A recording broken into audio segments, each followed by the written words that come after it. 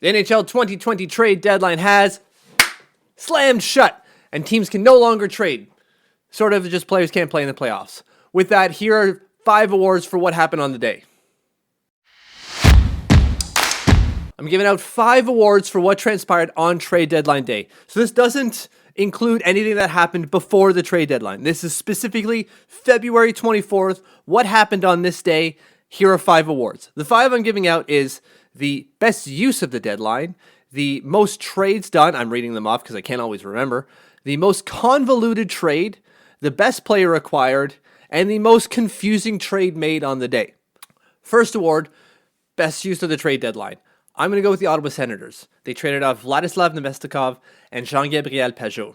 For Nemestikov, the return wasn't great, but it's Pageau where they got the best return.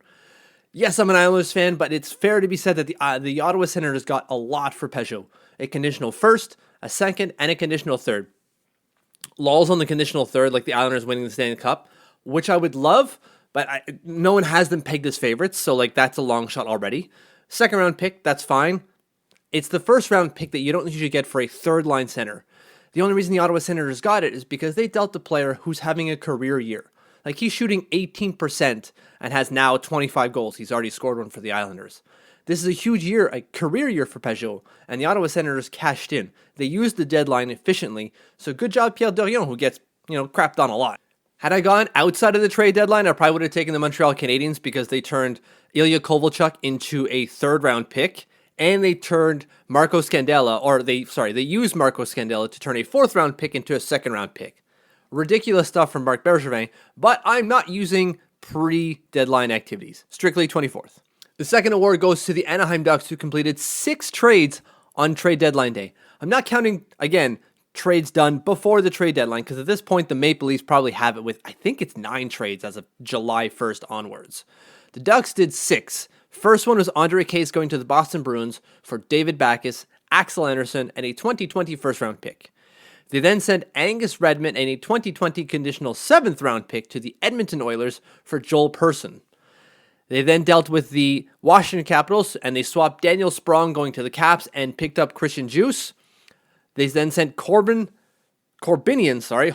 to the Nashville Predators for Matt Irwin. They picked up Sonny Milano, Long Island native, for Devon Shore with the Columbus Blue Jackets. Swapped Nick Ritchie, who was I believe, 10th overall pick, to the Boston Bruins for Danton Heinen. And then they sent Derek Grant to the Philadelphia Flyers for a 4th-round pick and Kyle Criscuolo. Not easy for me to say. That's a lot of deals. That's a lot of movement done. No one huge, like Derek Grant, obviously the biggest name. Andre Case and Derek Grant were the biggest names dealt by the Anaheim Ducks. So good job for them for doing something. They got their first-round pick out of it, and they cleared off a bunch of other stuff. They were very, very active on the day. Good job. You get most trades done in a day. The third award goes to the Vegas Golden Knights, Toronto Maple Leafs, and Chicago Blackhawks together, who combined to send Robin Lehner from Chicago through Toronto to the Vegas Golden Knights and absorbed a ton of salary along the way. So here's how it goes. To the Toronto Maple Leafs goes Robin Lehner, and 50% of the salary is retained by the Chicago Blackhawks. So Robin Lehner's $5 million salary is now down to $2.5 million. He then goes from the Toronto Maple Leafs to the Golden Knights, and the Maple Leafs hold 44% of his salary, and is now down to $1.1 million on the Vegas Golden Knights books.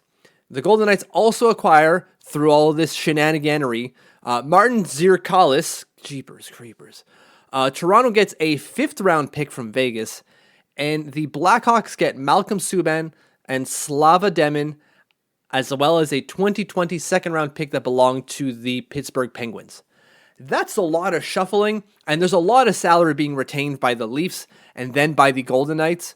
So it worked. Whatever you need to do to launder the money to make it work is what happened. So good job to them. They get the award for the most convoluted trade done on trade deadline day. It confused everyone and really screwed up a lot of people. The fourth award is for the best player acquired at the trade deadline. I personally really like Jean-Gabriel Pageau's acquisition. I understand not everyone does. The Athletic gave it a C- by the Islanders. Come on, guys, at least a B. I understand this is a subjective category, so if you don't agree, that's fine. Make your case below in the comments.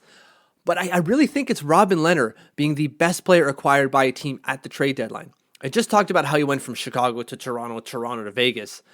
But Vegas is ridiculously stacked now with Robin Lehner between the pipes. They already have Marc-Andre Fleury, who's great, but now they just got a guy who's on a 918 save percentage on a terrible team, mind you. Terrible. He's got a 918 301 goals against average on a terrible team. So what happens when he's going to be on a good team? We saw what happened with the Islanders just last year. He was 213 goals against average and a 930 save percentage. You put that on Vegas, look out Pacific Division, look out Western Conference, and maybe look out Stanley Cup. You can make the case for Vincent Trocheck. That's fine. I'll give you that one. But to me, it's Robin Lehner. The last award goes to the most confusing trade done on trade deadline day. And that one has to go to the Buffalo Sabres. Because why in the world would they trade for Wayne Simmons? It's not to say that Wayne Simmons can't play at the NHL level. He's not having a good year, sure, but he's only 31. It's hard to think that it's just done. He's just done and he can't ever be good again.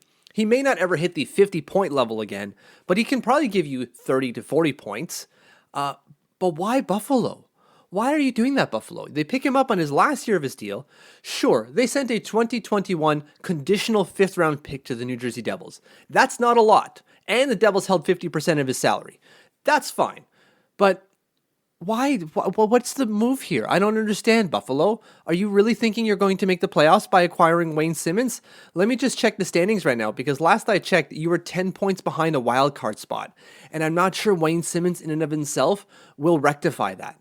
The Buffalo Sabres sit at 66 points, still 10 points behind the Columbus Blue Jackets in the last wild card spot. Do you really think Wayne Simmons is going to change that?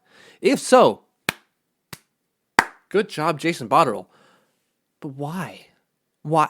I don't think that's going to happen. Why would you make this trade? Please, if you know why, say so in the comments, because I clearly don't understand this.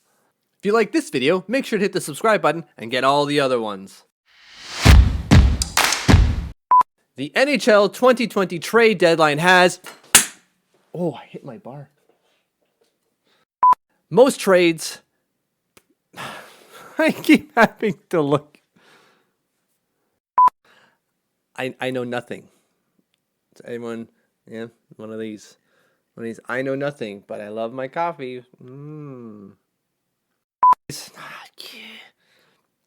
To the Edmonton Oilers, Oilers. What am I, French? I am, but I don't need to talk like one. Oilers, It also got Leafs fans really excited about getting Robin Lehner, so...